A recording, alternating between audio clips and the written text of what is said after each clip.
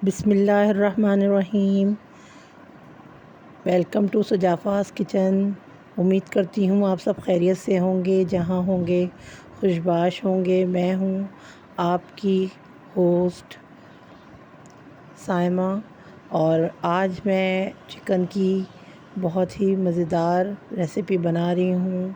आप लोगों ने बहुत से चैनल्स पे देखी होंगी और बनाते होंगे। ये मैं बिल्कुल नए अंदाज़ में बहुत ही क्विक रेसिपी आपको दे रही हूँ, तो ज़रूर ट्राई कीजिएगा और मुझे ज़रूर बताइएगा कमेंट्स में कि आपको मेरी रेसिपी कैसी लगी। और मेरी वीडियोस को लाइक कीजिएगा, शेयर कीजिएगा ज़रूर। आपका लाइक जो है वो हमारे लिए बहुत ही मायने रखता है, तो प्लीज़ हमारी वीडियोस को लाइक कीजिए, शेयर कीजिए और हमारे चैनल को सब्सक्राइब करें। तो चलें स्टार्ट करेंगे अपनी वीडियो को। इसको मैं चिकन में बना रही हूँ और हम इसको घर के मसालों से बनाएंगे।